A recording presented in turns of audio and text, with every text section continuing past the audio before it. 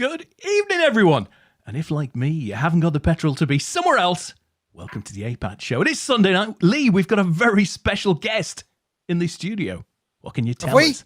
Yeah, very special. Yes, we have. We have an APAT legend.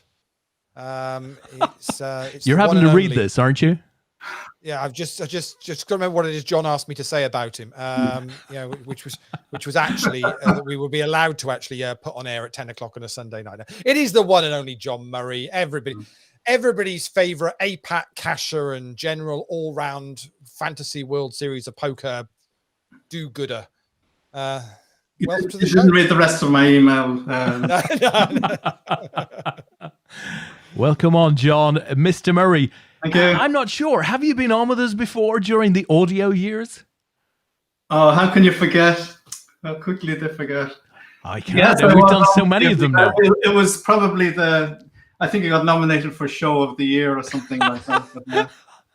Damn, I must have missed that one. Wasn't that the one we won the Sony Award for? I'm sure it was. Yeah. I'm sure that was the one. Yeah. Sorry, the phony award. Yeah. I think that one's just slipped through unnoticed. It happens. But not like this one. No, look, this is big, John. I'm expecting 5, 6, 7 people. And I will say to all of the people out there, if you haven't been able to watch us on Twitch previously, you'll now, tonight, also not be able to watch us on both Facebook and YouTube, right? Because we're going out on both of those channels as well. So plenty of opportunities to skip the show and have a good evening, particularly if you've got petrol. I think we're going to talk a lot about petrol tonight. I sense that. But pre-petrol gags, Lee, what poker are the guys playing tonight? What poker are we playing? Yeah, it is week 29 of leaderboard ladders. We are getting close to that 30 mark. It is battle. It's a battle of the Ilfracombe Massive at the top of the table tonight, going into the final 4 events of the week. Yanni leads the way, closely followed by Tony Ross. So we'll see which one of those two ends up on top. But actually, we've got a little bit of competition. Artem Nikonov from Russia, Johan Shashtinger from Austria. Sorry, Lee. Hold on. Whoa. Say that again. Johan Shashtinger. Okay. Yeah. You happy with it? Yeah. Carry on. Brilliant. And Simone De Muro from Ireland. So they're all in the top 5 and vying for the tickets, or the double and triple tickets at the top, should I say. So 4 events tonight. And for the first time in ages, Des, normally I'm saying Deep Stack started at 5 o'clock. That's all done by 10. Actually, they're heads up at the moment. Wow. Ben Bundy from the UK is playing Stefan Reisenberger from Austria. And they're heads up at the moment. That got 95 runners tonight. So $750 is the guarantee, $950 in the prize pool there, $250 up top. So they're currently playing out that heads up at the moment. The main event got 84 runners tonight. We just squeaked over the 2,500 guarantee, paying top 15. We're down to 9. We're on a final table of that. We're also on a final table of the PLO. Chip leaders one young Brendan Byrne. Currently chip leader on that one. 7 players left in that. We're paying top 5 in that. So $1,000 in the prize pool for that one. And then the 9 o'clock turbo knockout. $500 is the guarantee. We always smash that. $720 in that prize pool tonight. 72 runners. We'll be paying top 11. So we'll keep an eye on that one later on. And obviously find out who's going to pick up those added tickets for the week. Brilliant. Good stuff. Have you played anything, John? Are you in anything? Are you out of anything? Have you given up on Sunday night? Anything. Would you like me to join something? Is it too late? No, not at all. It's up to you, my friend. We're going to keep you busy anyway. It's very too late for any APAT ones tonight, as the late reg in the turbo knockout finished about 10 minutes or 15 minutes ago. So, but there's a $5,000 World Poker Tour event just starting. If you could just check into that one, we'd like to see the reactions hand by hand. Yeah, do you need a token for that one, John? If you wouldn't mind, yeah. Yeah, that's what you said you would do for coming on. Yeah, I'll just sort it onto your account now. Just hold the line, caller. Yeah. Oh, fantastic. So, John, how have you been? Come on, how have you been? We certainly haven't had a chat in a while. Hell of a lot's happened. You know, how have you got through the great sort of pandemic of 2020/21? Are we coming out of it, do you think? coming out. Well, I don't know about that.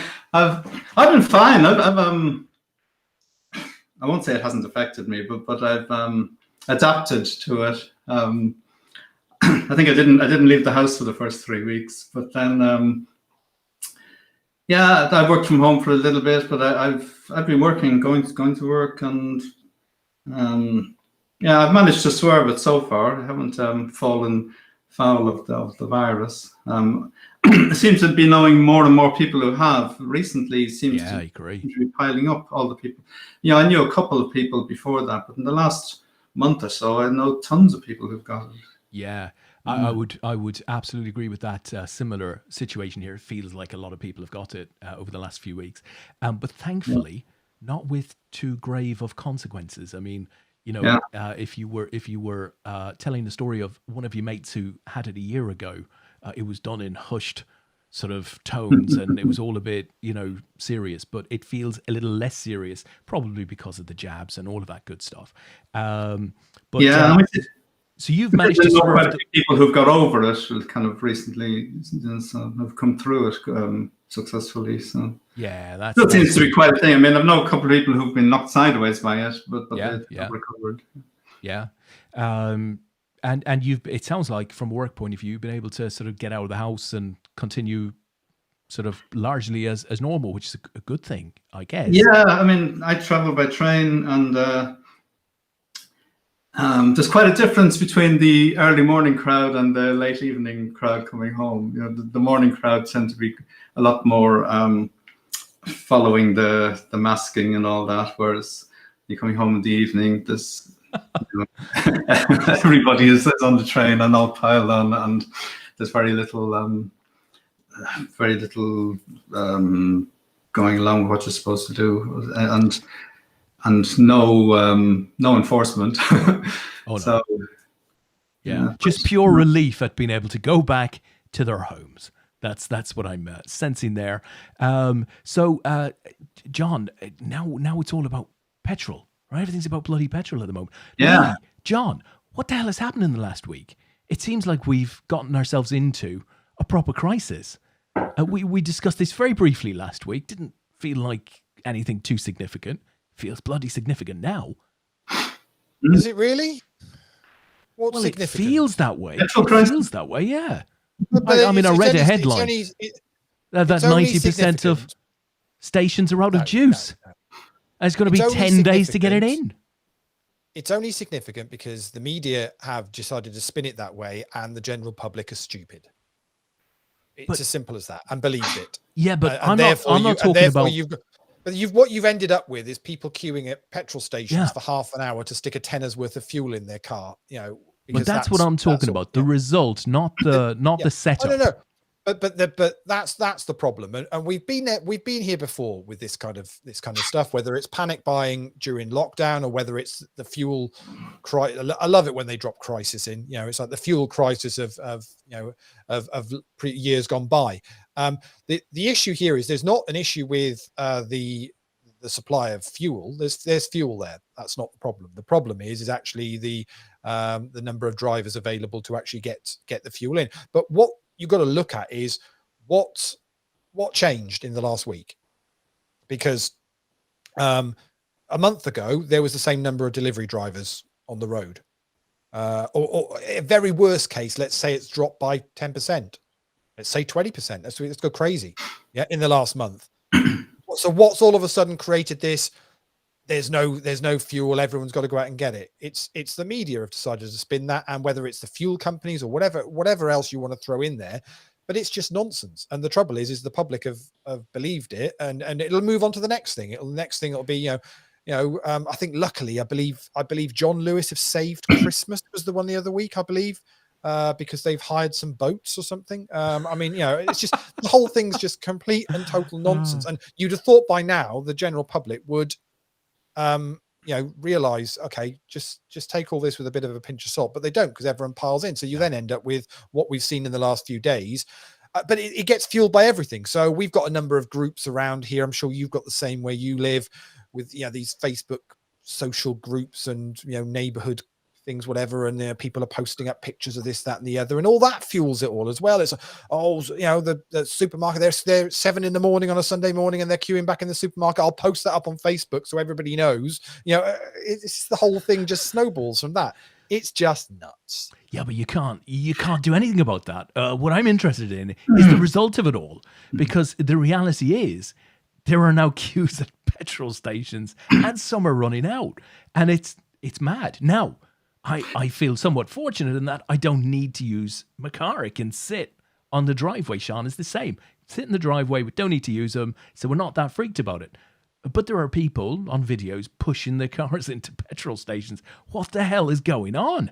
But again, it's tiny little things. It's not everybody doing that. It's very few people. I do feel for the people that genuinely need fuel to go about their day to day. But I would suggest 80% of the people that have gone to the petrol station across the weekend probably didn't need to.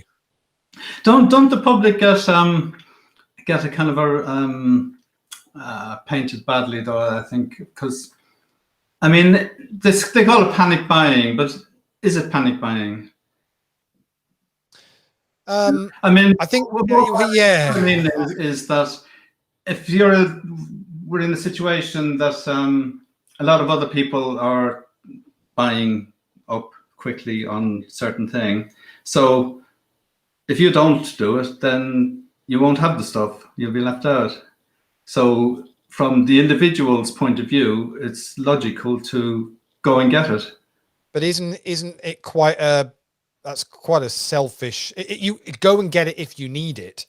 But if you don't need it and you're merely stocking up on a what if, or well, I better have some because if you work on that basis, it's a never ending spiral, isn't it? Because you might not need it today, but you might need it, before long. I tell you guys, we've got a message in the chat box over on Twitch from one Frankie B, and he says there's plenty of petrol in Dublin. I think since the Troubles finished, there's plenty of petrol over there. Plenty of green diesel there as well. And Frank would know, he puts the old green diesel, the red diesel. He uses that in his bus. He used to use that in his bus. This particular issue doesn't affect me because I don't. Yeah, you're training. But it's where, so okay, let's take this and I don't want to be the one whipping the APAT community into a frenzy tonight. Well, I do. You are basically becoming part of the problem. That's what's happening. I want to be the Nigel Farage of APAT. That's what I'm looking to be here. John, finally, where it gets interesting is the truth is out. Well, there's been an APAT Nigel Farage sort of email going around, which is very interesting, or a group post going around, which is very interesting. Where it gets funny. Yeah. Well, at least I'm not sure if it was in the APAT group, but it was certainly within the community. What I think is interesting is where, for example, all of this panic buying, and we all agree it's absolute nonsense, it's crazy. But I feel for people who actually need petrol and their local petrol station is either out or full of queues, right? I feel for those people because that's the situation they're in. Where it gets interesting is when that starts to hit the Tesco's of this world, and maybe it will, maybe it won't, where maybe they struggle to keep their fleet on the road. Probably not a problem for Tesco, given the scale of their distribution operation, but smaller business keeping their products in stores and stuff like that, that could become a problem. I found it interesting that things like ambulances and that have to queue up at petrol stations. I didn't know they went to the petrol station. I thought they had their own kind of place for loading up petrol, but apparently they go. Apparently they do have some, but plenty of others just go to the local pump, which I never knew.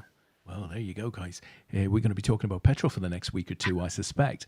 My biggest concern for me, Des, is obviously. Look at that. We're very fortunate. Yeah, Jax versus Jax.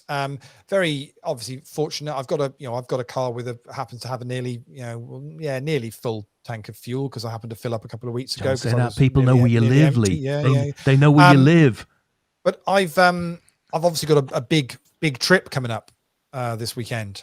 Oh my God, you're off to Ilfracombe this weekend. Which is is probably a 5-hour round trip all in. Well, what do I do? What do I do, Des? What do I do? I think you got to cancel it, Lee. You got to cancel it. You know, Gotta do I cancel the Ilfracombe trip to save the fuel? Yeah. Or do I just blow it and go, no, it's Ilfracombe for 2 nights? Yeah, but what if you can't get back, Lee? What if you're stuck in Ilfracombe for, several months in a lockdown, non-petrol scenario? I think I've probably got enough fuel to do the trip there and back, but it will leave me short when I get back. I mean, but will I just look at it and go, at home, unable to get out? Will I then, though, John, have the memories of 2 nights in Ilfracombe to see me through the winter months? All that I'm saying here, Lee, is that I've seen Netflix documentaries with a thinner plot line than what you've just laid out there, right? You need to be aware of that, right? 1 minute you think you're comfortable, and then the next minute you're 15 miles short of hitting home, and there's a guy with a face mask trying to get into your car. Here's the thing, you see. So the takeout that we're doing on Friday, we've all got it sorted. Tony's been brilliant, giving me the thumbs up. The Spice Lounge is the place to go to. However, we've spoken to the Spice Lounge, and before all of this fuel nonsense, they'd confirmed they don't do deliveries. So someone's got to go and collect. And of course, you're now going to have all of the group looking at each other. I don't want to use my fuel up to go and get the curry. I mean, what's going on here? Yeah, so you're going to need the Ennio Morricone soundtrack to sort that out. In the flat. It's going to get awkward, isn't it? It is going to get awkward. I'll tell you what, Tony, one Mr. Tony, right? Good guy, Spice Tony, as we like to call him around here, is in the chat box. Think a lot of it was the new E10 petrol coming out. And so less of the cheaper stuff about. Yeah. So that Tony's nailed it. It's a good point. It's a good point. Tony's absolutely nailed it. Yeah, with the whole E10, because you had to be careful because you're not can't use that for your lawnmowers and stuff. There's a lot of issue with garden equipment. Well, listen, I don't know if it was a real video or not, but I saw a video on the line. Right, a couple of hours. What was ago. on the internet? It was on the line, right? It was on the internet. It'll be real then. It'll 100%. Well, it looked real to me, and obviously, I got to have some content for the show. I couldn't put the video on the show because it was that bad. But it was a woman, right, with a carrier bag, and she was like she was filling half of it with petrol, and then she would tie. Seriously, she tied the carrier bag. It's on the side of the petrol pump, right? She tied the carrier bag. It's on the floor. She got another carrier bag out of her boot because the first carrier bag, well, it had a famous Tesco bag hole in it. There was petrol sloshing out of it. Are you telling me she had a double bag of fuel? She double bagged her 3 or 4 liters in a carrier bag. I mean, that's why they must put liters on the side of a carrier bag. But anyway, I must admit, it's with all the fuel stuff that's gone on over the years, this does seem to have been the most craziest few days of just absolute nonsense. But the best bit was I think it was Saturday morning on BBC Breakfast. Did you see the reporter? Have you seen this? Oh, Phil McCann. So they said superb. Phil McCann to Stockport to do the news. I mean, does it get any better than that? He's just trolling the country, the BBC. Trolling the country with Phil McCann. His Twitter account has gone through the roof with people following him since that. We've just got an ace-5 versus ace-queen all in. It's the ace-5 that's at risk, and that's not going to be good. We're going to lose Yanis in 8th place. So we're down to 7 now at this final table. And regular, I say a regular now. I said this last week, a regular APAT name that you'll recognize. Naz is back on the final table again, Des. 2 weeks on the bounce. Quite impressive. I think Naz is watching along with us on Facebook. So good luck. Good luck tonight, Naz. Naz kind of drops in for a while, for like a year or something. Then he disappears for a while. Then he comes back. All right. That's all right. That's fine. We can deal with that. But listen, one thing that we can't deal with, John, right, and this is very much in your ball court now, is another fecked up year for the World Series of Poker. Last year was a bit of a disaster. They had a couple of main event winners, it seems, one online, one in a strange hybrid event. The World Series of Poker is back. It's going to be kicking off at the end of this month, which we're super excited about. It's going to go on for 2.5 months. But there's a lot of questions around field sizes and entry to the States and all sorts of stuff like that. And of course, you and Carl run your World Series of Poker fantasy competition alongside it. We've done for quite some time now. So we want to talk about the comp. But let's start with the World Series of Poker itself. What can you tell us is the latest as far as what we should expect to see once the thing kicks off? Well, I mean, the WSOP changed their stance, I think, during the summer. I think the latest is that players will have to wear masks when they're moving around, but not when they're actually playing. So once they sit at the table, they don't have to wear masks. They do have to be vaccinated, and that'll be. I believe there's an app or whatever so they can just check in once for US-based players. I think foreign players it's a little bit more complicated, but they have to be vaccinated to play, and that's obviously caused a storm because it has. A lot of players don't agree with that. Led by I think Alex Foxen and Kristen Bicknell have really gone to town on it. It's a difficult one, isn't it? I mean, I sort of understand that everybody is free and should have an opinion and do what they want to do, but obviously if COVID breaks out at the World Series of Poker, it's going to be a disaster, really, isn't it? Yeah, well, apparently if somebody does get infected, they're now not going to be withdrawn from the event. There was a time when it seemed like people might get hauled out of the table, even from a final table or whatever. But now they've said that that's not going to happen. So so long as they're asymptomatic and they will have been shown to be vaccinated at the start, then they'll be allowed to carry on. Really? Wow. Yeah. Oh, I hadn't realised that. And even there's also something else weird is that the dealers don't have to be vaccinated, only the players.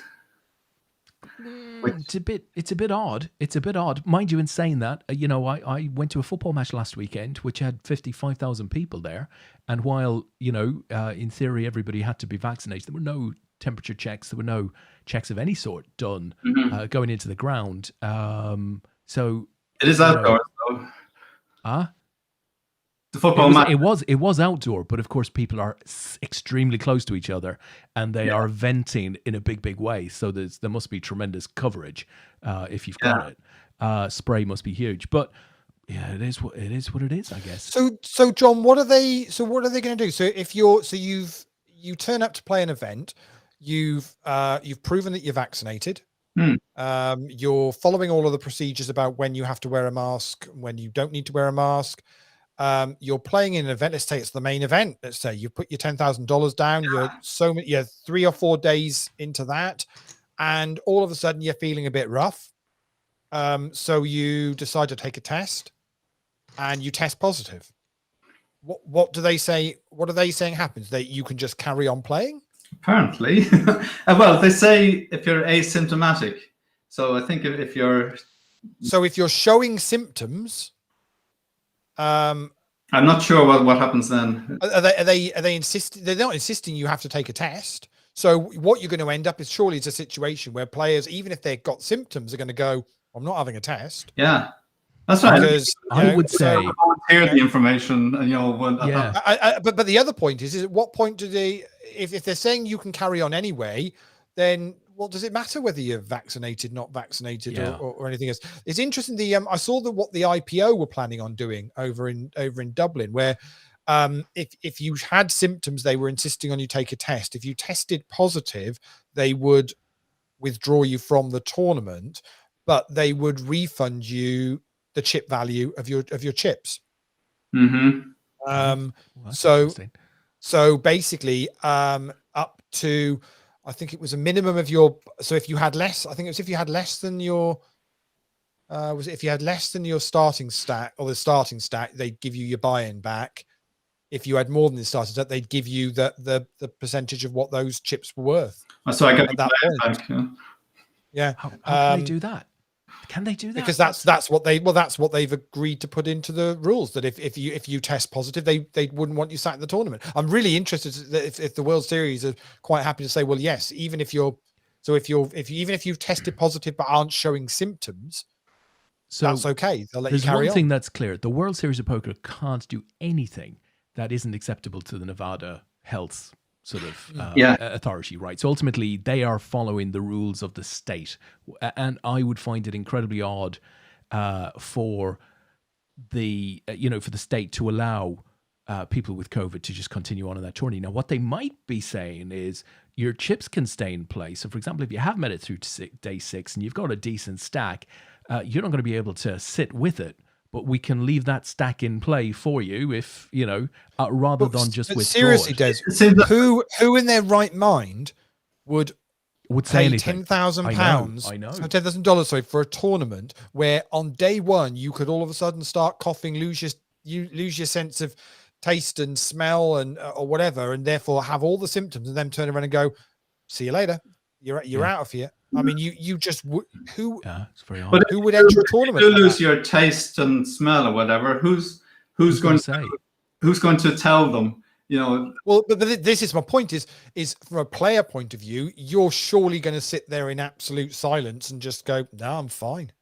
Don't know what you're talking about." Which surely goes against what the expectation is, which is if you get symptoms or you test positive, you kind of not put your hand up, but you kind of go, okay, I need to do the right thing here, because all I'm going to do is spread this otherwise. Because even if you're sat in a room with a fully vaccinated room, if you've tested positive, you can still pass that on.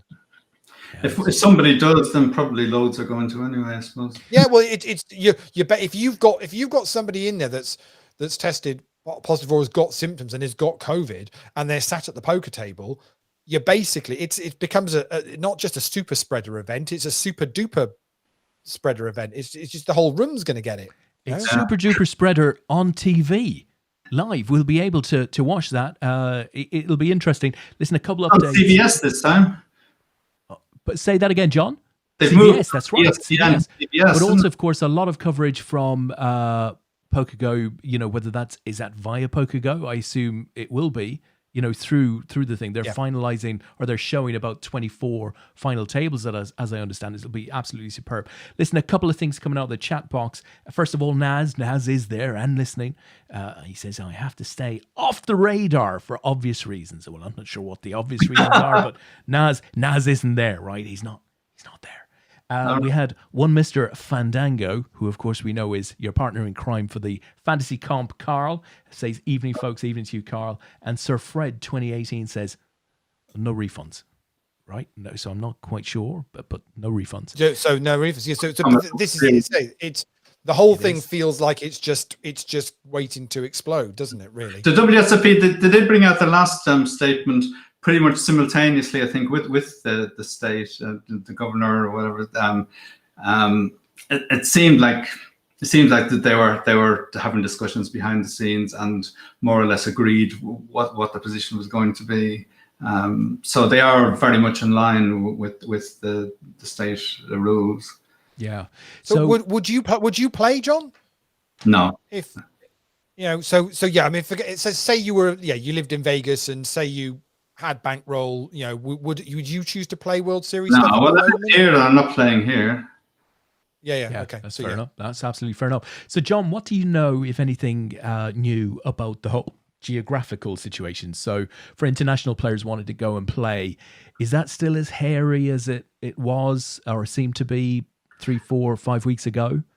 I mean, you probably know as much as me on that. And I know there's this announcement about US allowing UK and some other European players to go in from November, but they haven't said when exactly in November. Yeah. It seems that like sounded positive. early. So it'll still allow people to play half the series. Not early enough to pick those players for the fantasy team because they missed half the series, but they could certainly people could still go and have a good series. It seems, depending on the day. Do you get any? I mean, what is your excitement level for the schedule they've laid out, John? Has there been much change this year versus where they were in 2019, for example? I mean, I know it's a big bulbous schedule. There's a lot of stuff going on. Is it a good one in your opinion? I haven't looked through in that much detail. Hey, I thought you were the lead dog in the fantasy comp. You got to know this stuff, right? Yeah. What's new? Oh, so I don't need the specifics, as it were. You could get away with saying it's a nice broad schedule with a range of buy-ins, a range of formats, and it's going to run for about 2.5 months. Pretty good, Des. That sounds good to me. Yeah, I'll go with that. What's your take, John, on obviously if we've got a situation where you could have an influx of overseas players hitting in November time, does it feel it takes away a little bit from the World Series in general for those people that like, focusing on it and like to follow it? If it pretty much is going to be American players for the first half. I don't think. Do you know of any British or European pros that are doing this whole traveling over, spending 2 weeks in Canada or Mexico, and then hitting Vegas? No, Carl is the man for that. You know that Carl likes to contact some of the players beforehand with a view to his fantasy team. He's regularly contacts the likes of some of the top British players and asks them, Well, we've heard. I mean, we've had players on this show and other shows, and they've said they were planning on doing it. They just hadn't really worked out how or the way they were going to make it work at the moment. Mm-hmm. But obviously, for a pro, they can get away with that, can't they? Tag another 2 weeks on prior to the series. Go to Mexico or Canada, and then for a recreational player, it's nigh on impossible to do, isn't it? That's right. So, I mean, there are a number of European players and British players who do really well there. So I guess some of them will be going, but I don't know which ones at this stage. Yeah. Does it feel that it's possibly the best year to try and win a bracelet? I think the fields will still be big. It's hard to know. I mean, there's a lot of people on the forums saying, "Oh, that they'll be in Vegas, American players, but that they're not going to play in the series, in principle. They're going to play in the Venetian or wherever else and play other things." But what do they mean by in principle? Because of the rules that have been put in place? Or okay. Yes. Well, what are the rules in those other card rooms? Because I assume all card rooms are going to have to adhere to the same sort of Nevada Health Commission rules, right? I'd have thought. Yeah, but I think that there is more freedom for some reason in some of the other rooms. Perhaps. I mean, they're playing at the moment. There's been so many tournaments recently. There've been tons of them. Yeah, it's a good point. Maybe Caesars have taken a particularly cautious approach because of the amount of publicity that's going to be on this event. So that's the World Series of Poker coming up, guys. So in terms of the competition, John, right, give us a lowdown. When did it start? How many players play? And what's the entry sort of process for this season? Okay, it's pretty easy. We don't have any categories or anything like that. You pick 10 players who you think are likely to do well in the series, and that's pretty much it. We've gone high tech or whatever this year. So you've got Google Forms. Pardon me? You've got Google Forms on the go. Google Forms, yeah. Super. So, people just pop their names in there rather than texting or messaging or whatever. So, well, back in the day, we all used to write them down on the back of a postcard or a sealed down envelope, didn't we? And put them in the post to you. Yeah. Yeah. So the Google Forms will sort it all out, and people can even go in and change their team, and it'll deal with that. You can go in afterwards and change your mind, and just go into your original one, just change it. So John, on the forms thing, a big question, because always a concern for me. Does it matter if you spelt the name right? It does. Not a lot, because over the years we've built up a bank of player names, because there are various formats, obviously, of people's names. Ben or Benjamin, and so on and so on. There's lots of different formats of people's names, and we've got the name format that the WSOP uses for virtually every player now.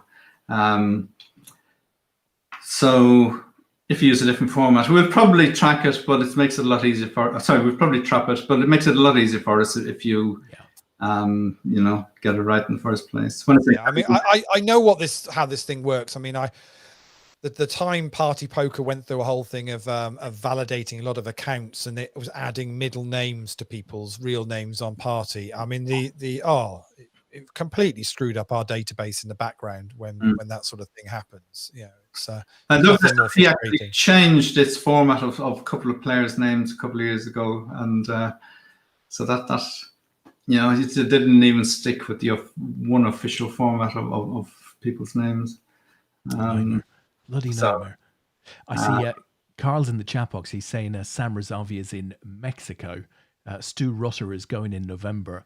Now, I'd heard Sam mention something about Mexico on Facebook, but I'm surprised we haven't heard a lot more from British players about sort of saying, I'm going, or here's my plan, or I'm on my way. I've heard very little of that. No, I wouldn't necessarily, but I am connected with a few people on Twitter and stuff, so I'd have expected to have heard more of it. I have to say, I love the World Series of Poker, that 2.5 month period. But when I'm looking at those results, I nearly always look for the British flags and stuff. So I'm not quite sure how it'll impact my enjoyment. I mean, if I'm seeing Helmuts and Negranus and people like that, players I recognize, I'm still going to enjoy it. But if large fields are made up of, day twos are made up of people I've never heard of, they're not even British or Irish players, then that's, that makes it difficult to follow. It becomes less engaging, I guess. You probably will have heard of most of the players anyway. I mean, Americans win most of the bracelets and have most of the cashes anyway. Americans, they won 55 bracelets like last time, and they had like virtually 70% of the cashes, so it doesn't really, the others not being there, you could almost have nobody else and it would still be a great series. But the thing is, some of the Americans won't turn up either. Yeah. Some other insight from Carl. He said Stephen Chidwick is playing a full schedule, as is Benny Glazer. But you'll have to do your own homework on the rest. So if you're looking for that bit of engagement, right, maybe it's not going to be full of British and Irish players, but certainly, taking an involvement in the competition. £10 entry, John, if I'm not mistaken. £10, yeah. Yeah, he's going to add engagement, right? So there's going to be every reason to be checking, what the score is at the end of day one, how many players have got through, whether any of your players have got through in each individual event, so on and so forth. And of course, John and Carl put a lot of work and effort into updating results and just keeping that, engaging flow of content coming. So, John, when it kicks off at the end of this month, when is the closing date for entry to the comp? It kicks off on Thursday. Thursday. Christ. We tend, I don't want to, if you just keep this to yourself, we tend to allow people to enter even after it has started, but I don't really want to advertise that too much, so don't tell anybody that. But how many events in, John? I can see a little plan forming in my head. Well, the thing is, you're not getting points for the events that have already happened. Okay. Better get in for Thursday then. Yeah, get them in for Thursday, and then you get points for everything. Well, I was just looking at Daniel Negreanu's Twitter, because he posted up his potential schedule. I think it would have been quicker for him to actually post the ones he wasn't going to play. To be perfectly honest, he's listed about 57 tournaments. Are there that many there, John? How many in total for this? 88 this time. 88. So, okay, yeah. So it would have been easier for him to post the ones he wasn't going to play. But basically, yes. Yeah, so, I mean, should Daniel Negreanu be pretty much a shoe into everybody's 10? Is it very difficult to not put him in when he's the caliber of player he is and playing that volume that he's planning on playing? It's very difficult to win this without having players like Negreanu or Sean Deeb. Now, in the past, it used to be Helmuth and Negreanu, and people just put in Matiso and so on. But I mean, Sean Deeb and Negreanu are get so many points. And have this kind of competition between themselves that it's very difficult to win it without having them. I often think that we should either say you can't have them or make it like the Desert Island Disc and say, right, we'll give you Negreanu and Deeb and Helmuth, whatever. So you got to pick the other players.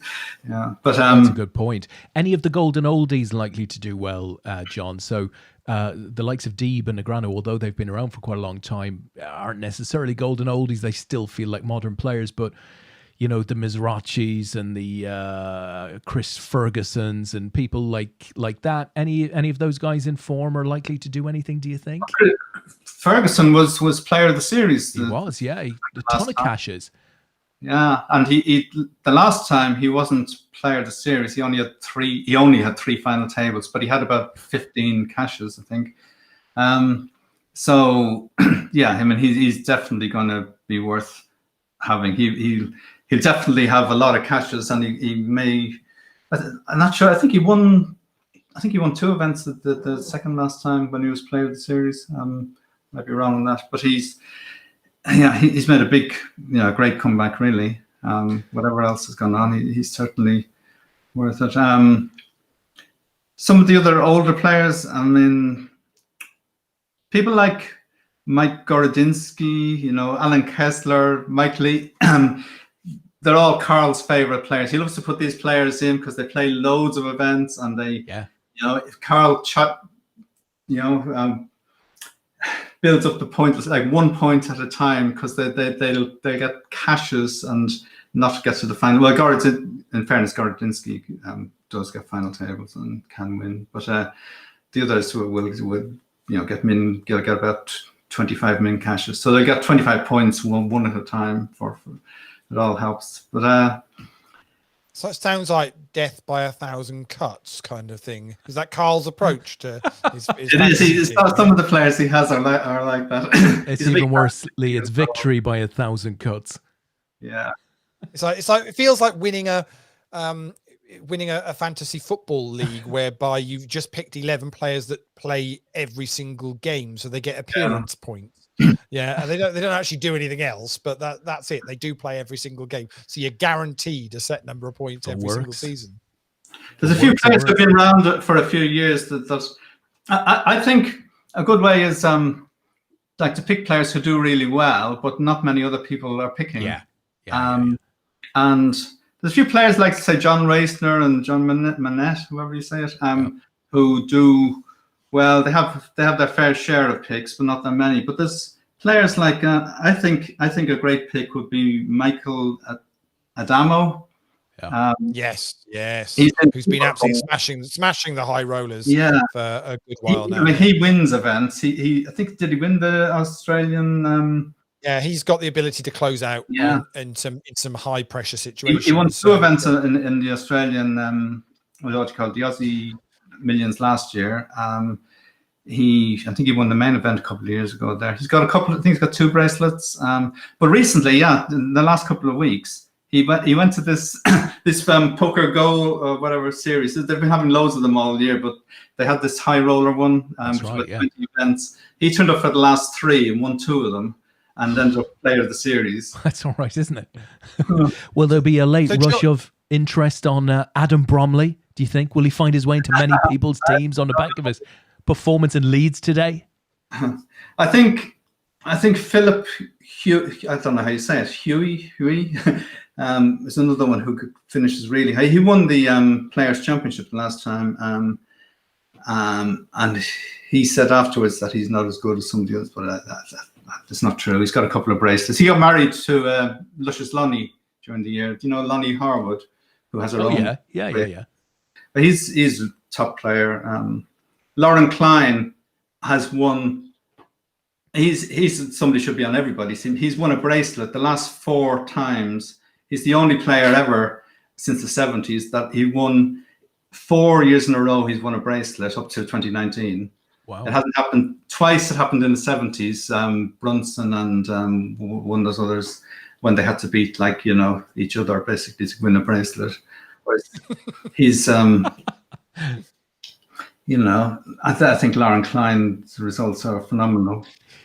So John, there'll be some people out there that like to ensure they've got a couple of female players in their squad, just to keep a nice bit of balance in their team. So any female players you go, obviously the likes of Vanessa Cade have had an incredible year. Would she get a mention in squad? Sure, I've got a player that's done really well called Linda Waniak. I don't know whether she'll be able to travel this year. But, We like to call her our Linda. Yeah, she's done very well, hasn't she? In the last couple of years. Actually, while I'm on the subject, so has her name won't come to me. One day, and we had an APAT player finish heads up in the women's event about 2 or 3 years ago. Oh God, I'll have to check it. Sorry. It's all right. Chat'll sort it out for us. Yeah, we do that sort of thing. Des and I are proper down with the whole streaming Twitch thing now. We just say chat, sort it out for us. I've been watching a lot more. Yeah, I've been watching a lot more streams on Twitch to understand, what works, John. And what I've realized is I need to I just need to start calling you both bro. Hey bro, hey bro, yeah bro, there we go bro. So and that's apparently it works on Twitch. So you just ask chat will tell you. Yeah, that's not going to work around here. Pilgrim's out there, he'll know the answer. Yeah. No. What he's actually saying is that once the stream has finished, Lee or I will go into chat and we'll type in the answer once we've Googled it. That's what will happen. That's the way it works. So an APAT player that got heads up in the WSOP. Wow, 3-way all in. Kings, Jackson, 9s. Oh, sweet. And Naz's Kings are going to be good, and he's going to bust 2 players, and he's going to be heads up with a 5-1 chip lead on Evan Horton from Canada. Evan just lost a huge hand earlier on and was I think was 4th in the chip stacks there, and has all of a sudden gone from 4th place money to 2nd place money thanks to a 3-way all in. That's huge. Wow. So I think we have to call Naz Zan from here on in because he's not here apparently. Okay. So that's it, guys. So how do they enter, John? Come on, and how do the guys get in? You've got a group, right? Google's form. We can put the link somewhere. The link is Put it in one of the numerous chat boxes that we've got running this evening on Facebook. Put it in. Twitch. Put it into chat. Yeah, get it in there. Drop it in. Get it in there, bro. Get it in there, bro. And tell me, and then our mods will remove it. Yeah, we're not allowed to put links in. That's right. You won't get past the mods. Mods. What about Philly Hellmuth? Right, he's become cool now. He's winning a lot of heads-up cash games and stuff like that, online and live and what have you. Is he going to be the Magic Phil of old? Can he have a big series? Who knows? I mean, he keeps coming back, doesn't he? And doing it again, and then people say, "Oh, he's finished," and then he comes back and does it again. And you can't say he wouldn't. I mean, when did he last win a bracelet? Here we go.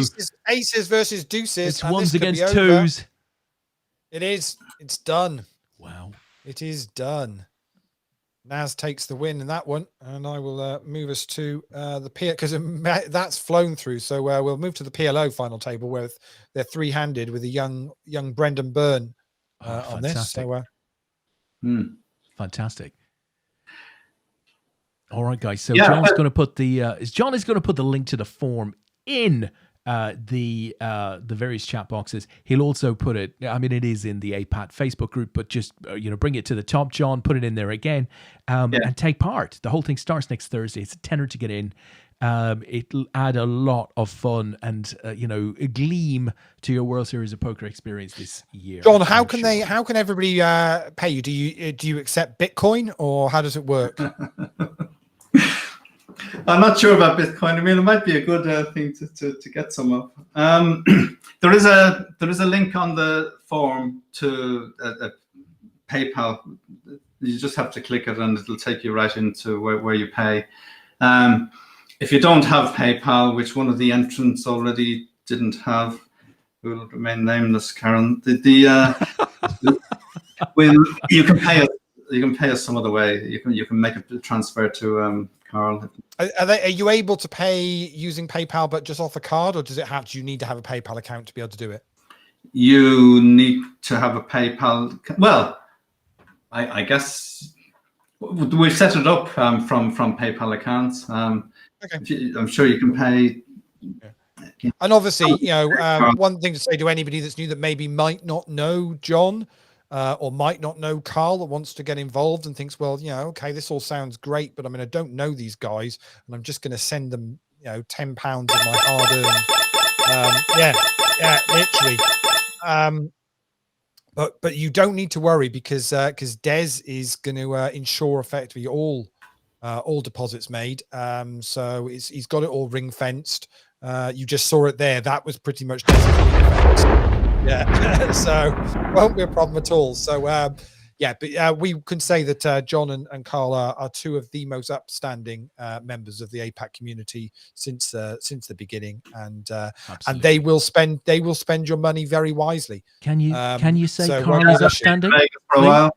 Can you say Carl is upstanding? I'm not sure you can. I think you can get away with that. That's fine. Yeah. Like he's super trustworthy, if nothing else. Super trustworthy. We're not just paying out the entry fees, but there's also some added value of some. There's added value, John. Hang on. You seriously, you should have started with added value. Why have we just spent 20 minutes discussing this? We should have started with the added value. You'd hooked them in straight away with added value. Yeah. Honestly, is there a guarantee, John? Is there a guarantee? They love a guarantee. Oh, it's guaranteed to be a marvelous event.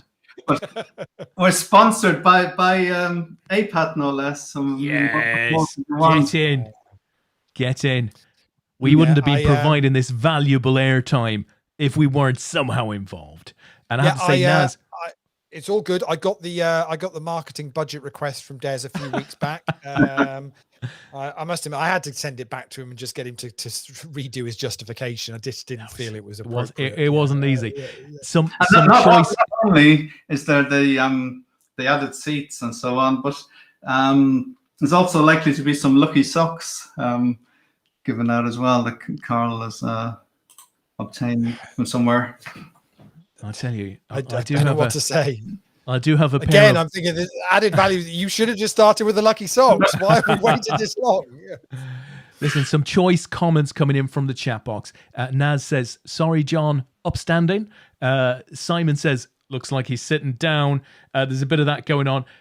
Carl himself, top man, Carl says, "Linda Beaumont." Right, so he's saving you blushes there, John. Linda Beaumont is the name. Was it Lynn Beaumont you meant? No. No, it can't be Lynn. It wasn't Lynn Beaumont. I think she did go very deep. Lynn Beaumont. Yeah, it's not Lynn Beaumont. No, she went deep, all right, and she made final table, but it was not her. Are you talking about Debbie Roberts? Deborah Worley Roberts. Debbie Worley Roberts. Yes, I am. Yeah, there you go. See? Yes, I am. See? Des, right? I know a thing or two. And Naz saying, and he's got a good question here, is that the first repeat win Sunday? It's a good question. I don't think it is. We have had back-to-back winners, but not in leaderboard ladders history. I don't think we have. So I think that is the first time we've done back-to-back Sundays. We've had a couple of double winners on a Sunday. I think didn't Scouse do a double win on a Sunday night, won 2 of the 4 tournaments, but nonetheless, I think that is first impressive. back to back. So, all that training with Mish has paid off, Naz. So well done. She's finally got you up to a decent standard of poker, and you've got a back-to-back win. Very well done. It's nice. We've also had back-to-back winners in our fantasy thing. You've had a regular winner though, haven't you? Yeah, there's one guy in particular who takes all the money. Talk about him. It's gone back to back to back, and this year he's trying to go back to however many backs it is. Yeah, too many backs, isn't it? Yeah. Yeah, well, Barry Cullen, right? Yeah, we were going to disqualify him because you know. I mean, what is the sort of money for the top prize when you split it all out, John? Well, I mean, seriously, you get a lot of entries for this, don't you? So last time we got 76 entries. It's gone up. We were getting like 27 or something, and we went to about 53 or something, and we would have liked. I don't know if the impetus has fallen away a little bit. I mean, we were hoping to go to 3 figures, last year, but it's probably, if we got the same as we got the last time, we'd be more than happy this time, I think, and push. Bloody COVID, isn't it? COVID has just put put a spanner in the works Yeah. for a couple of years. Yeah. Yeah. So the substantial amounts for the first. We used to give prizes for the first 3, but last time we had so much money from the prizes that we give prizes for the first 5. So. Oh my God! Is it too late? It's certainly a 3-figure sum is being paid out to the winner. Yeah. So you're making people hundreds of pounds. Yeah. Yeah, if you're good at choosing these players and coaching them and I tell you, whatever the value of the prize money, it still pales in comparison with the joy of seeing your players do well. Right? It's the one-upmanship. It's. I think it's more about that. The prestige. The prestige. Yeah. And the significant, etc. Yeah, that's it. Significant, etc. Quite right. We do that. We'll have your winner. I tell you what, we'll have your winner on here, John, at the end of the series. Touch wood, if we're still broadcasting this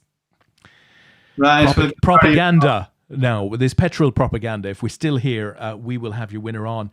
But John, you might need to come on occasionally yourself to give us updates as to how it's all going. Yeah, for sure. I mean, it is quite exciting the way it changes. And I mean, Barry wasn't in the lead, say the last time out, halfway through or even 3/4. And then he just stormed through towards the end. And we thought, oh, here we go again. So the lead does change during. So yeah, we can keep you up to date with that. How important is the main event in the scoring? It hardly matters at all. Really? It's a fun event. The same points as any other. Okay. And the chances of getting your players to the final table are, not high. So you might get, few people might get 1 or 2 points, but that, because they might get a cash, but it has very little effect. Yeah. Oh, that's fair enough. So how are we doing on the poker? So we're at a break here, guys. We got a minute left. Yeah, we're 5 to the hour. So let me just run through where we're up to. So I mentioned that the Sunday Deep Set when we started the show was heads up, and it was Ben Bundy versus Stefan Reisenberger from Austria. Well, Stefan ended up taking the win there and picking up $250. Ben Bundy finishing second, picking up $160. So well done to those guys. Yeah, we just witnessed the No Limit Hold'em main event that finished. Now's picking up a back-to-back win, beating Evan Horton heads up with the aces versus the deuces there. But obviously the hand that really did it was the one that saw Paul Allen finishing third and Stefan Strofak finishing in fourth, with the 3-way all in there. That Naz was good with his kings, really ran good at the end of that tournament, but very well done to him. PLO, that had 30 runners. We're down to 3 in that. We're watching that one at the moment. Big chip leader there in Stefan Hendricks from the Netherlands, David Durber from the UK, and Brendan Byrne from Ireland there. So we'll watch that one play down. And the Turbo Knockout started at 9 o'clock, 72 runners. We're down to 9 on that now. So they're in the money there. So as soon as this PLO finishes, we'll jump across to that and catch the end of that one. Super busy first hour tonight, Lee. Do you know what I did during the week? I signed up to Apple TV, right? I'm a sucker. $4.99 a month. Another goddamn $5 going out of the house on TV. And I watched the whole first season of Ted Lasso. Oh, the football thing. Fantastic. Yeah. Really enjoyed it, I have to say. Have you seen any? There is a free episode on Apple TV, so you can watch the first one.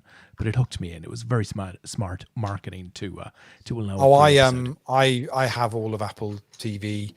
In the kind of the premium one, Apple One package where you get everything. So it's all good. So I will add that to the list of things to watch when I've got some time. So, but this is the trouble with all this thing. You plan to watch, some TV or do whatever, and then I got this afternoon. What did I end up spending all of my time doing? Watching Adam Bromley on the final table of the GUKPT from Leeds. So that was pretty much my afternoon spent tracking him. He had a very good.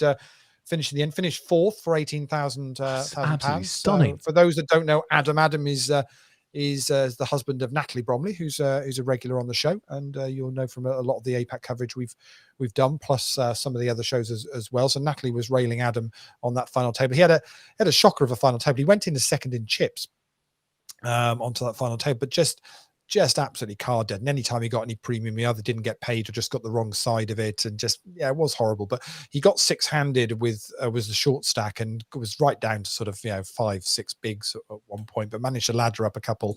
And that ladder up from 6th to 4th was worth £10,000 in the end. So he went from 8,000 up to 18,000. So I think that's his biggest live cash ever. So thoroughly well done. Pleased for him. So that was really good. But yeah, that was sort of most of my that's only it actually finished just before we came on air actually. So wow. They were expecting that to be a late one, and then they're all off up to Edinburgh next weekend.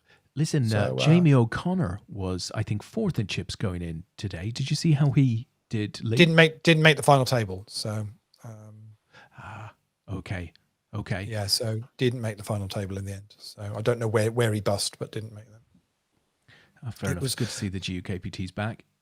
Yeah, and popular. It's interesting when you compare the GUKPT, John, to what they're doing with the World Series, because you watch that stream. There's no masks. It's as if it's like a normal tournament in the UK. But interestingly, the recent one at Coventry, Natalie caught COVID from it. So I don't know, is it a case of do you just take your chances? I mean, do you feel the urge to want to get back into a casino, whether it be one of your local ones or to go and play a tour at the moment, or are you still feeling it's not quite the right time?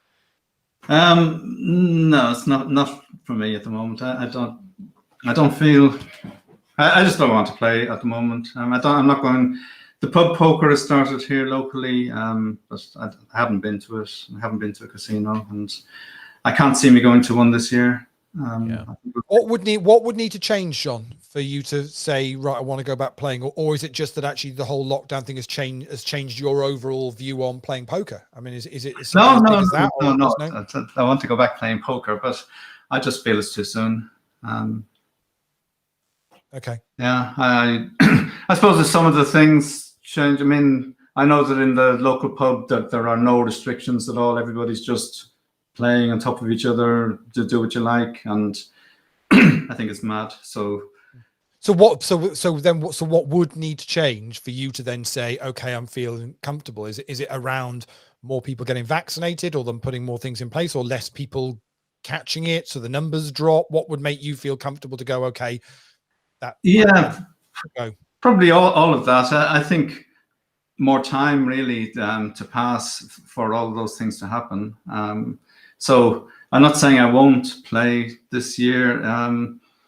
If it all starts dropping away and a lot of people get vaccinated, because it's still, a minority, but still a substantial number of people who are not vaccinated and not intending to, and that they're going to these events, and I don't want to be with them. Yeah, no, I completely get that.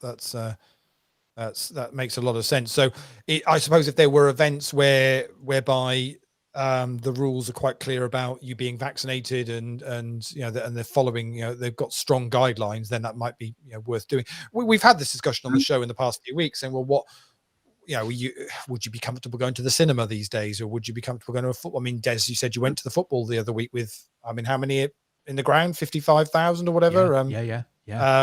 And you're comfortable doing that. I'm not sure whether I would be at the moment. I don't know, but what it's knowing what you are comfortable in doing and not doing, isn't it?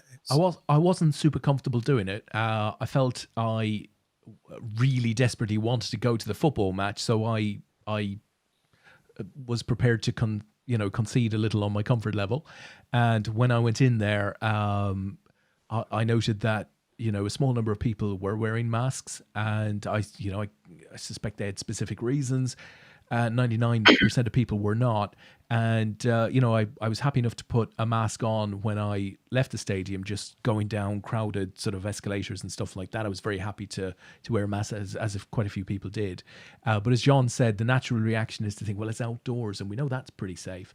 But actually, if you see what happened in Newquay at Broadmasters Festival, a few weeks back, where just several thousand people apparently got COVID, and they're all outdoors. So I don't think outdoors is absolutely safe when you've got people shouting at the top of their voices and propelling stuff all over the place. But I wanted to see the football, so I took the risk. Yeah, no, it's well, hey, you've only got to look at when you said, "Oh, I'm getting John Murray on because it's that time of the year again," and I thought, brilliant, we're going to talk about Strictly, but apparently that's not that wasn't the case. But apparently, today it's been announced, so they've done the first show, and now at least one of the couples have both tested positive, and like then they're supposed to be on absolute super strict, regular testing and rules, and so you just kind of go, well, what hope have you got if COVID is getting it Strictly Come Dancing? I mean, there's when some of them refusing to do something to get. They're refusing to be vaccinated. I think some of the professional dancers, said they weren't prepared to do this. So, well, personally, I'd been, well, you won't get a contract then. You're not on the show if you're not prepared to have a vaccine. Apparently, there were 3 professional dancers who didn't get on the show, didn't get picked. They had 3 more than required, and 3 of them didn't get on. So they could have gone to them. Yeah, surely you pick the ones that you don't have on are the ones that aren't taking a vaccine. But I don't know. It's it does have this feeling. I mean, Des, you said this the other week. It feels like, well, at some point you just got to get on with things, and okay, you might well get it at some point. Des thought he had it earlier on in the year, and it was a dodgy bacon sandwich. That's all it was. That's it. I've been very fortunate. So my daughter has had it, and I was at her birthday party. We didn't know she had it. So it's like, by grace of God, I haven't had it yet. I just think because of the jabs and because we're in a lot better place medically, I mean, you're 99.9% going to get it and feel like you get a bad 48 hours or 3 or 4 days or whatever it might be, but it doesn't go beyond that in seriousness. That's by far and away the majority of cases, right? So I'm a little more there today than I was last year, because I just think we're better positioned to deal with it. And I think it's going to be around now. One way or another, it's going to be around now. Whether we can make it any safer or not is questionable.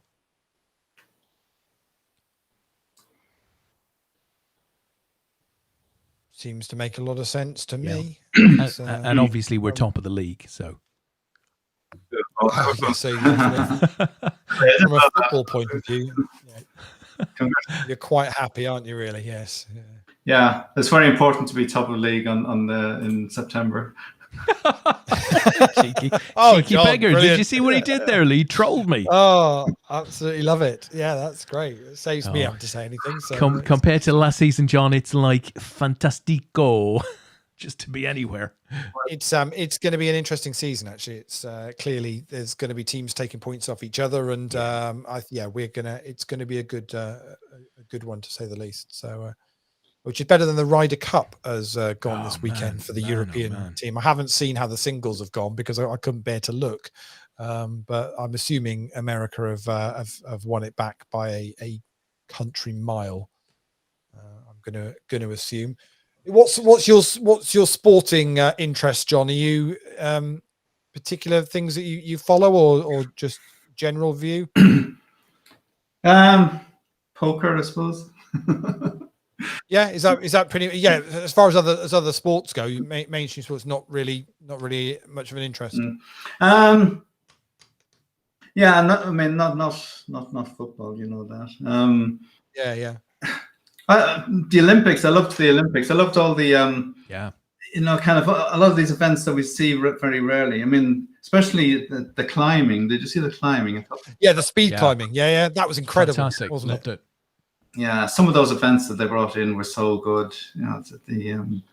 Trying to think about. I thought the Olympics was what was your general take on it? Because obviously it was a whole thing of that the Japanese people, the Tokyo population, weren't even keen on it even taking place, and obviously it was delayed for a year, and then there was going to be no spectators in any of the venues. But I came away from it thinking it felt quite a successful Olympics. What was your take?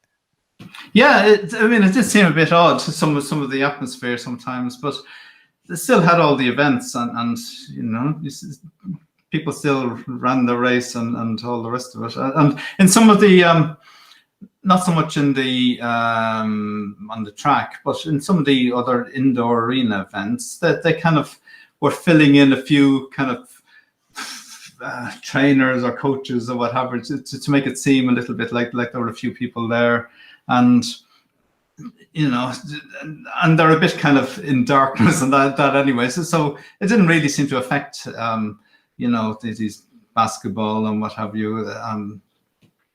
I thought maybe it did for the players, but I quite enjoyed the. Did you watch any of the 3-on-3 basketball? Yeah. I thought it was, again, it was just, I don't know why when they brought that in, they then still had normal basketball. I'd have just had the 3-on-3 because I thought that was good. Yeah. It was much more enjoyable than normal basketball.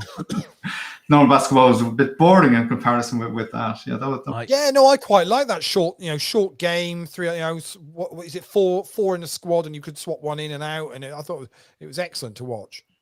I quite like the is it ground ball or what do you call handball? Handball, yeah.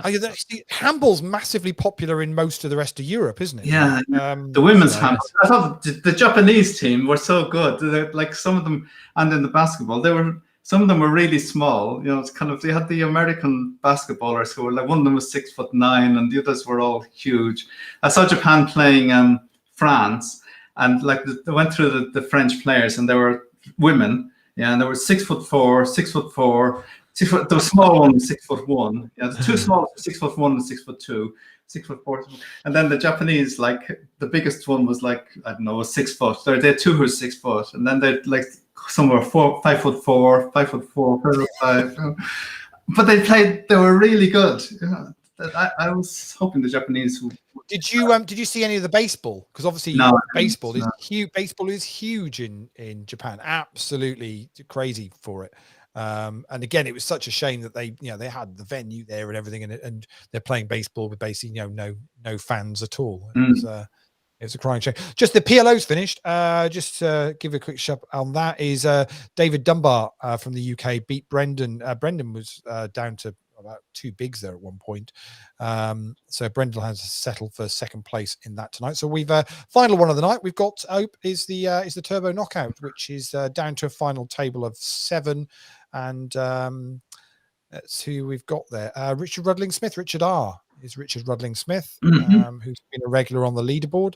They're playing for $82 first and second prize, but obviously then the bounties on top of that. So you can normally double your money at least if you've had a good run on this. There's a couple of players there that seem to be okay. Aaron Granger has already got $15 on his head.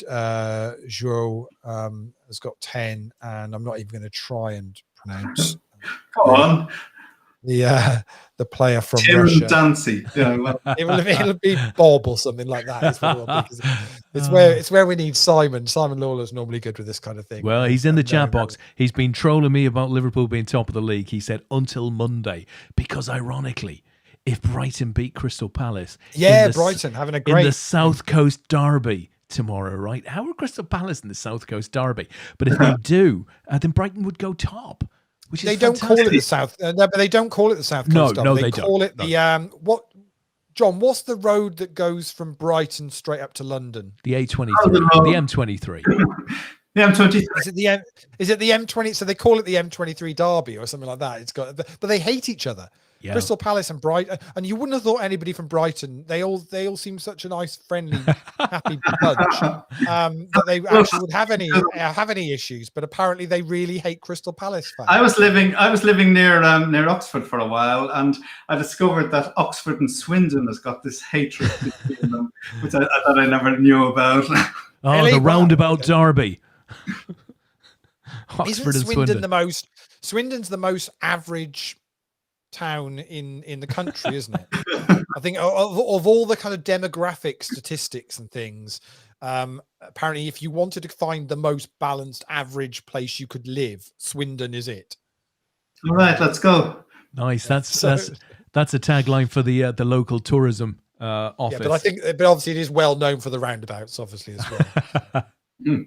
And the So hatred. listen, the Olympics. Did any of you guys watch the archery, where the South Korean women, they won it first in 1988 when archery was first brought into the Olympics, and they've won it every single Olympic Games since. Wow. Well, that's pretty remarkable, is it not? Every Wow. single Olympics, and they won it again in Japan. Incredible stuff. Yeah, that is quite impressive. Yeah. I must admit, the athletics disappointed me a little bit. I don't know whether that was just they didn't feel like there were some big names. There was some incredible races. I mean, the Norwegian guy that won the 400, broke the world record. I mean, that was just a phenomenal performance. But it didn't feel. Maybe that's because it was the first Olympics without a Bolt. Without a couple, and a couple of, and like a Mo Farah and some of these really big names that have done gold after gold after gold. It lacked a little bit of that maybe in the track. Yeah, because the 100 meters kind of didn't have the same feeling about it. Yeah, it just felt a bit like, okay, that's done. And as much as they as much as they killed the lights and they did a whole light show in order to try and make it just didn't feel like. Whereas the women's 100 meters really did come in.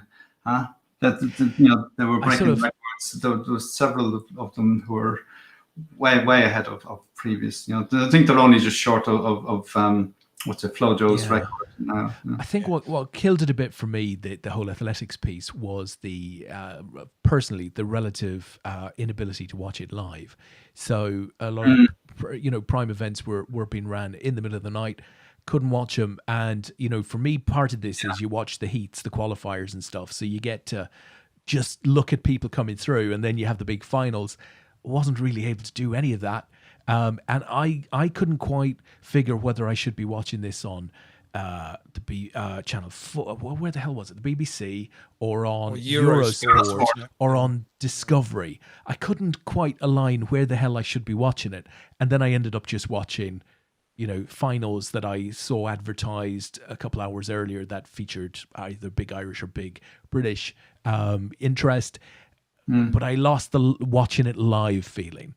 That was unfortunate, I think. But Paris, of course, will be completely different. Yeah.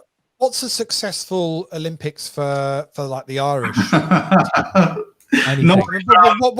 generally, what's the hope? Swimming pool. Because obviously, I mean, it's very easy to get caught up in Team GB and the lottery funding, and they always talk about the financing and the expectations of winning this and winning this and winning this. But it didn't used to be like that. But back in the day, if you won a few medals, you were quite happy. So what does a country like Ireland, when they come into an Olympics, what's their expectation of their athletes? Well, I think, my view, I think this was an extremely successful Olympics for the Irish. I think we won 2 gold. In the rowing and stuff like that. I think we won a couple of other medals on top. Plus, there was a girl named Haughey who won a medal or 2 for the Hong Kong team, and she was, Irish in her background. There was a girl called Duffy who won a medal for Trinidad and Tobago in the triathlon or something. We claimed her as well. So actually... Seriously, this is what we do. It was a pretty good Olympics for the Irish, but we're going to be glorifying 1 or 2 medals generally. 2 gold medals was a big success. We got a gold medal in the women's boxing, didn't we? Yeah, she was magnificent. I watched both of the Irish wins. There were big events. It was 4 o'clock in the morning, 6 o'clock in the morning, whatever. Set your alarm clock, get up for them. I saw both of them because they were quite big. For Ireland, it's unlike Britain where you're going to win a raft of medals and they just come along like buses. So you do enjoy them, but 4 medals I think was a pretty good haul this time round. It's actually quite funny that we talk about the financing of Team GB. It's obviously there's a lot of hoo-ha at the moment. I saw this weekend. I think is it Bolton Wanderers that have pulled all of their sports betting from their stadium and stuff, and so obviously it's a big thing about sports betting and sponsoring, and and is it good for sport, and is it bad, and removing them from the advertising of from whistle to whistle, isn't it, and all that kind of thing. And then you look and go, okay, we've got the Olympics and it's Team GB, and you go, right, so how's Team GB funded? Well, that'll be the national lottery then, which is basically gambling. Just in a guise that's kind of okay, because you're having a gamble on something that's for a good cause, and so it's considered to be okay. It's a really weird anomaly that we think that that's all an okay thing, but effectively I think I'm guessing that is the national lottery would that be the biggest form of gambling in the UK week on week? I've no idea what numbers probably wise. Not a million miles away. It's certainly the widest form of gambling. It would have the most variance in people who take part. Yeah, but it seems to not have anything like the level of scrutiny and regulation that some of the other forms do, and other brands have to deal with. And it's given this spin of, but it's for a good cause, so you're raising all this money for good causes and supporting Team GB and everything. And it's like, well, yeah, it doesn't quite work like that, does it? Yeah, it doesn't have the kind of black mark against you, whatever that other form of gambling would have. In fairness, though, if you talk about problem gamblers, the lottery isn't something that you could smash 200 quid on. I mean, you're unlikely to walk into a filling station and ask for 200 scratch cards, and it's a less high octane. There are people that are just doing the scratch, literally scratch cards after scratch cards. And there's no limit. You can't, there's nothing to say if they, you can't stop serving them. And of course, and that's all online as well now. Yeah. Maybe in what you do, it's right. I find the whole thing quite. I think the was it the Euro Millions on Friday night was 100 million or something first prize. I mean that's just obscene to be dangling that. When there's a huge first prize and people buy more tickets than they usually. Yeah, they do. Yeah, they. I would have thought that's the time not to buy the ticket, because if everybody else is buying, I mean, it's 100 million more than 20 million, because 20 million is an unbelievable amount that I'm never going to spend anyway. So having double that is the same, basically, to me. Well, I'll tell you what makes me laugh. I'll tell you what makes me laugh is the poker players are brilliant at this. It's they'll all moan about the rake, won't they? It's more than 10%. It's not this, it's not this. Yeah, for years. I mean, they all moan about that. But I bet a lot of them do the lottery. Have they ever looked to see what the prize payout is of their lottery ticket compared to what they're paying for it? Because effectively the rake, or what's going to good causes and admin and everything else, is like over 50%. It's the return to players on the lottery is probably worse than any. What's the percentage of the house benefit of like a roulette spin? Because they basically, is it what the percentage is? Is it? Is it one out of 98%, something like that? Yeah, gets returned to players. Yeah. So, but on the lottery, it's like less than 50%. Yeah, that's insane. It's insane. It's absolutely. It's no logic to it. Do you think though that a lot of poker players play the lottery? I'd imagine a lot of people do. Yeah. It's a really interesting question. I'd never considered that before, but I'd imagine I'd be surprised. Well, I'll tell you what's really weird. So Jen and I have played the same lottery number, and this is the hook that you get into. Dear God. We've played the same lottery numbers probably since the lottery started 25 years ago. And are you scared not to in case they come up next time? Yeah. Oh, yeah. And so we used to play. We used to play. I think I used to play two lines on a Saturday. This is back when I was a student. So, and I had the same two, and I used to put it on every Saturday, £2 a week. And then of course they then did a midweek draw or whatever. Well, you're like, what if your numbers come in on the midweek one and you only do it on a Saturday? I mean, like, you're never gonna, and I tell you now, my one bit of advice to anybody that wants to start doing the lottery, if you want to start doing the lottery, don't pick favorite numbers. Don't pick numbers. You got a system, Lee, apart from that. Lucky dip. Don't pick numbers that you can remember, because it's the worst thing you could do. So then Jen and I got together third year of uni. She used to do 2 numbers, as I didn't know at the time. So we're like, well, also we got 4 numbers each now, right? So 4 numbers each twice a week, and it's now on a direct debit. and we justify it on the basis of, well, it's just basically it's like giving to charity, isn't it? Really? It's like, Oh no! Well, it is. You can thank you can thank John Major for all these gold medals. Well, I'll tell you what. During the Olympics, John, if we're watching a bit of and one of the British players is not and comes on afterwards, we are like, that's our money. What are you doing? You've got yourself out to Tokyo on the back of our lottery money. You bloody better perform. I'll tell you guys, it is one of my favorite sad pastimes when I'm in Vegas. You're in a casino, you're walking through the roulette pit or whatever, and you'll see on one of those scoreboards, number boards, there's been 7 or 8 blacks in a row, right? 7 or 8 blacks in a row. I will stop at that, right? I will stop, not to get involved, but just to watch, because people will just be walking up that aisle. They'll see 7 or 8 blacks in a row, and they will stop. $100 on red, right? Black again. Yeah, brilliant. $300 on red. Black again. Oh my Christ. Have you got any? Can I just borrow? I mean, it's 50-50 every time. Well, it's less than 50-50 every time. I'll tell you, last night I caught the end of the boxing last night. I don't know whether you saw the fight or you were into your boxing, but so Anthony Joshua, it was on Sky Box Office or whatever, so I don't pay for that, but it was on TalkSport. I thought TalkSport had been advertising about it for a lot, so I thought, well, I was doing, I think, the poker admin last night, so I was like, oh well, I'll just stick it on TalkSport and listen to the fight. And it must have been the end of round 9 or round 10, and they're talking about this other guy. He's like, he can't lose this. You know, they reckon he's ahead on points. I was like, oh crikey, that's mad, because AJ was the favourite. So I went on to Sky Bet and just had a quick look and just, well, what sort of odds?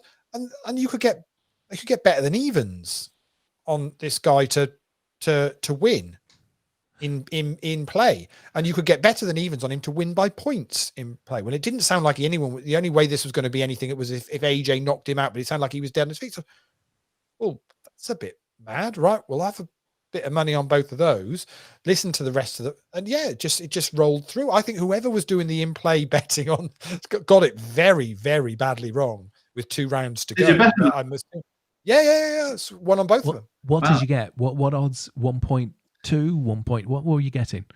So it was it was 2.3. So basically you're getting 2.3 of Usyk for the last 2 rounds with 2 rounds to go to win the fight. What? That sounds mad. Yeah. Because I listened to a bit on radio as well, and they were absolutely, and saw a few tweets.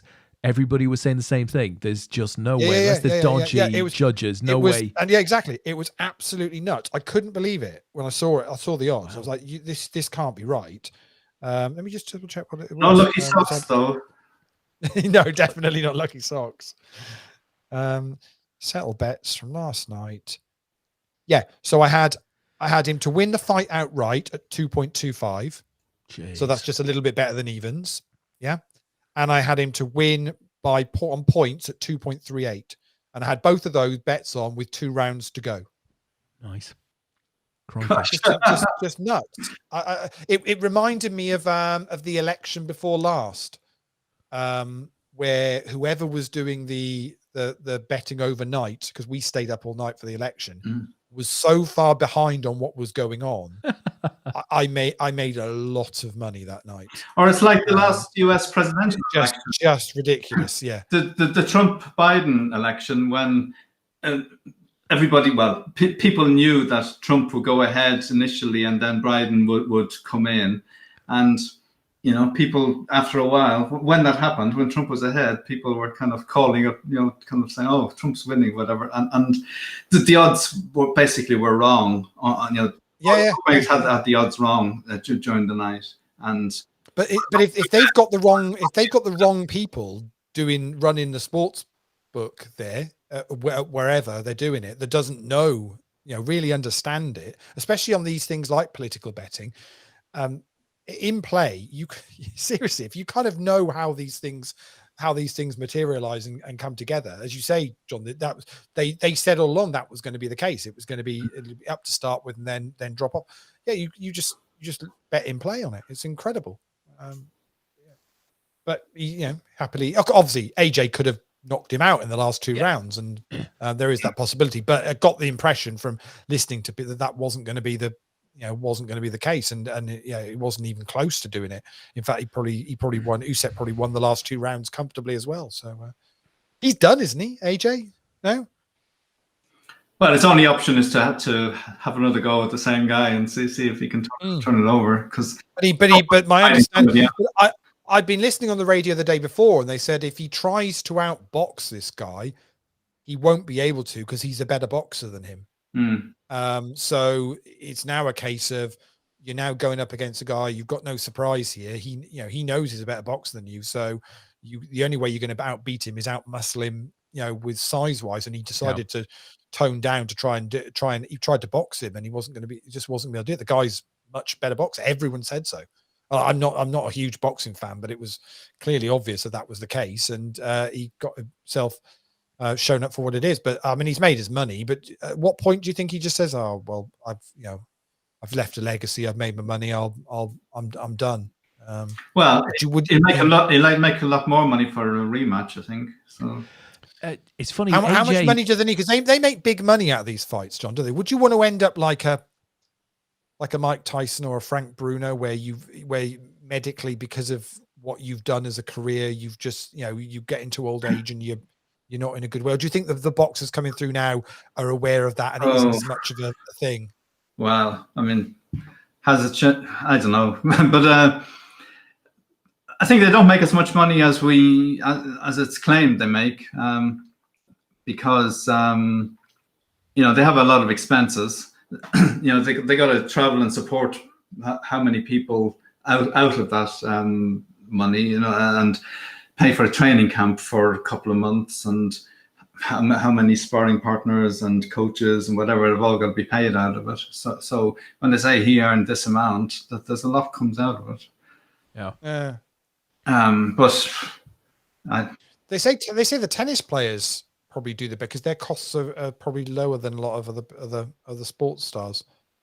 So I think Federer was was always at the top of the kind of earnings for sports people, which is surprised because you'd assume someone like a Lewis Hamilton or whatever must be on ridiculous, but I guess that pales into compared to what some of the basketball players and NFL players are on. I mean, I don't even know how much Hamilton earn a year, Des? You must have a rough idea. I used to say around 40 million, something like that. It's pretty chunky. But as you say, John, you kind of go, well, how much money is enough money before it's Yeah, I don't know how much. What's the answer, Lee? How much money is enough money? I don't know. I mean, how much would you, if you said now I'm not going to work for the rest of your life, how much money do you need? Yeah, to see yourself through. No idea. I don't know what the answer is to that. Would it be the fact that the more money you had, the more your lifestyle, changes as to what you do? But say your lifestyle was as you are now. How much money would you need now to retire tonight and say, right, I could live comfortably for the rest of my life, whatever, however long that might be. Let's assume you live in your 90s, which is not an unrealistic kind of thing. I mean, how much do you reckon you need?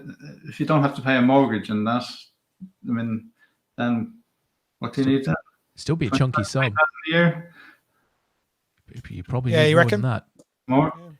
You're probably going to need 3 or 4, 5 million. I mean, it all adds up pretty quickly. Des is eyeing up that Ferrari finally. That's what he's thinking about.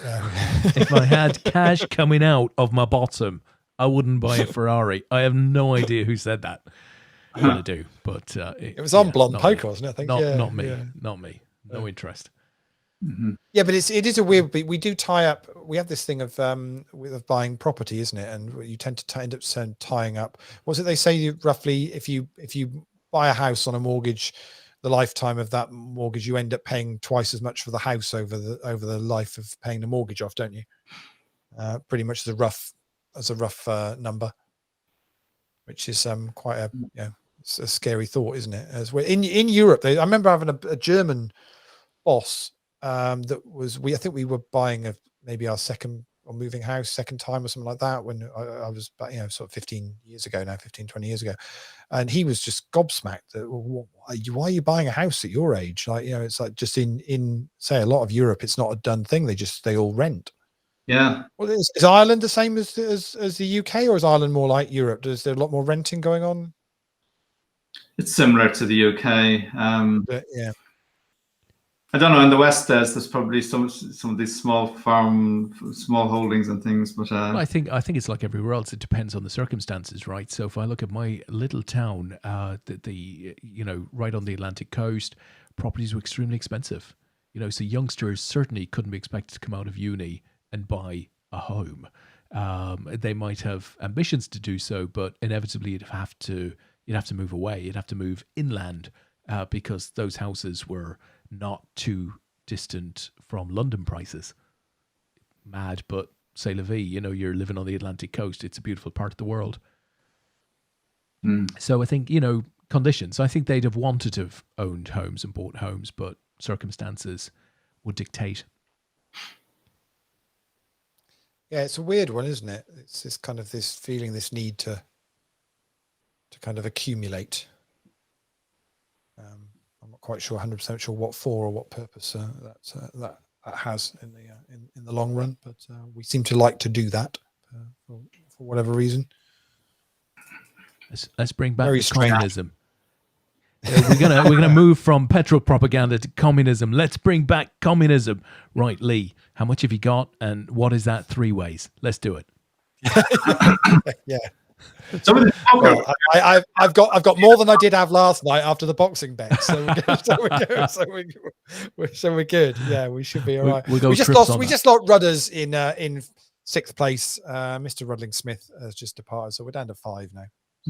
I just said, Sammy, you're talking about the money there. Some of the poker prizes are huge. I know the players don't always have 100% of themselves, but actually, John, so interesting was to take the main event over the World Series. I mean, how many of last time it was live, there was 8,000 runners? yeah, something like that. Yeah. How many of those 8,000 have 100% got all of themselves? God knows. But I mean, would you say half of them are staked or have sold action, or do you think less than that? I would have thought that.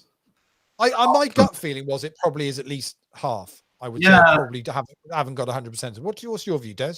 Yeah, probably, almost certainly. I think it's absolutely part of the language today, isn't it? I listened to an interview with Rob Young on something recently, and he was, it was all about staking this and staking that. It's pretty much the done thing, really. Even players who are winning seats in then start selling bits off of that. Yeah. Well, if you win a package and sell half of it off at 1.2, 1.3 or whatever, that can, if that's your expenses covered, isn't it? Well, it's quite smart, and I think a lot of poker players are quite smart. I mean, it's quite an astute way to manage your variance, as it were. Mm-hmm. Yeah. See, LPPL is sponsoring a player into the main event next time. Sponsoring the player, paying his 10 grand. Winning, they'll win an entry. Not sponsoring, it comes from entry fees. Oh, okay. Oh, well, that's not an unusual thing. Yeah. You should get you in there, Des. I'd be a good bet. I would be a good bet. Yeah. I mean, you've been to a main event final table, haven't you? I have. Yeah, I have. I've seen the photo and everything. Yeah, I was on I was in card player and everything. It's pretty cool. Yeah. Crikey, we've just a couple of exits busting out quite quickly here. We're down to this heads up already. The turbo one always tends to go like that. I'm desperately trying to just get these last exits in, so I'll be able to tell you who's top of the leaderboard at the end of the week. Oh, sorry to see Lenka going. It seemed, I don't know, just seemed a cool name, Lenka. Lenka from the Czech Republic. Yeah. Lenka Husarova. It sounds like we it get sounds like such a mix, we get such a mix of players in these APAT games. It's nice to still see the regular APAT players that we know, but it's just been amazing watching players from all over the world getting involved in APAT games in the past 18 months during lockdown. It's just amazing. And you had, of course, World Series runner-up playing APAT. Mr. Stadsko. Yes, that's right. We did. That gave us weeks of entertainment. Yeah, I mean, for whatever reason, we just turn up and play APAC games. I mean, just like, what's that all about? Not just once. He played. Oh yeah, he played quite a few. Yeah, he played quite a few. Yeah. And the great thing was, I don't think he ran deep that often, to be honest. Well, he wasn't great. He wasn't great. He really struggled to cope with the pressure of playing APAC games. They had to send him the responsible gambling email, Just like, look, don't chase your losses. It's not worth it. Did he win a medal? It was a shame if he didn't win a medal. No, I know. I so wanted to send him a medal, but he did. I don't think he ever got close to a medal. It's not easy, John. You would know this. I mean, you've won a few in your day. It takes some, some game to win an APAT medal, and Mr. S. Oh yeah. Wasn't at that level. It's not anything that any old series runner-up could do. Oh, it's fantastic. It's been quite a surreal. The whole lockdown thing. I mean, Des and I say this on a regular basis. Just some of the other stuff. Obviously, it's been great fun doing the APAT show and doing what we've done, online, as we do have a winner there. But also some of the other shows we've got to do, where I've been sat of an evening doing the Orbit, and you're sat with Phil Hellmuth or Daniel Negreanu or whoever it might be, and you're sat in the background listening to these guys talking as we're recording these shows, and I'm thinking, how have we ended up here? Someone explained to me how. There was a couple of months back, I think I had Daniel. It was Phil Hellmuth retweeted one of my tweets, and I'm thinking, wow, this just seems unreal. How exactly did this happen? I think we need to get them to promote the APAT show, Lee. That's what we need to move them on to now. That's what they're missing out on. They're missing out on the Sunday night chat and banter. Seeing as how you're mates with Helmut and Negreanu and all that. I mean, firstly, you could find out what their schedule. Well, I know Negreanu's. Well, I know what Negreanu's is. Yeah, he's happily posted that for the entire. But also, you could ask them if they fancy entering a team in the competition. And they can send their £10 on the link. Yeah, I don't think Negreanu buys into fantasy poker at the level you're offering, John. £10 might be a bit too rich. Yeah, but he does like his fantasy sports stuff, doesn't he? Yeah. That's for sure. Some of those players, I played in the World Series before. I played in the World Series before, Barry Greenstein was on my table, and he just spent the whole time he was watching basketball or something. It's just sports betting the whole time. He kind of is hardly interested in the poker. No, that's often the case. I'm sure he was signing a few books as well, right? That was a big thing for Barry back in the day. He gave up though, didn't he? It got to be a bit too much of it. Oh yeah, I would imagine. At that stage. Yeah. Well, listen, guys, we have reached a natural conclusion point. Okay, we have. End of the week. If you just want to bring the table back up for a second, I can do that. I can run through the leaderboard for the week. So Artem Nikonov ended up getting ahead of both of the Ilfracombe massive lads with 4 cashes in the week. He's on step 1, Des. So it's 3 lots of $5.50 tickets. We're happy with that. Yanni Ilfracombe's best number 1 player. I'll be seeing him on the golf course maybe at the weekend, the mini golf anyway. So he had 4 cashes as well. He finishes in second, picks up 2 lots of $11 tickets. Ben Bundy from the UK, he's only on step 1, but he picks up 2 tickets with 3 cashes this week. The young whippersnapper Brendan Byrne, there he is with a Cash finishing second in the PLO tonight. That gets him up into 4th place. He's at step 4. So Brendan's going to cost us 2 lots of $33 tickets this week, but well done to him. Alexander Costa from Brazil, a couple of cashes this week. He's going to pick up 2 lots of $5.50 tickets. So a few other mentions. Tony Ross ends up in the top 20 again, so he'll pick up a $55. Richard Rudling Smith, 3 cashes this week. He'll pick up a ticket as well. And Matty Ogilvie just quietly goes about his business. It's been in the top 20 now for feels like 5 or 6 weeks on the bounce from Canada. So Matty's going to pick up another $55 ticket for his. Fantastic. And Naz has made top 20 again. So he's gone. Next week he'll be on step 3. So again, quietly just pops in on a Sunday night, wins the main event, picks up a ticket, moves up a step. Simple as that. Top played. It's as easy as that, guys. Come along, cash. Make the leaderboard, you get prizes, right? Free prizes, added value, happy days. John, thank you a bunch, sir, for joining us tonight. Sure. Best of luck to you and Carl once Thursday comes around with, the entries, and then for the pile of work. I mean, it's a ton of work that you do between now and the end of the World Series just to keep everybody updated in terms of the competition. So good luck with that. Sorry, John, say again. I say it's going to be great. The series is going to be great. I'm looking forward to it. I have to say. I have to say. All right. So thanks to everybody who played with us this week. Good luck next week, guys. Lee and I will be back again on Sunday night. We'll do this all over again. And between now and then, we hope you have a great week. Okay? Have a good one, guys. Cheerio. Ciao.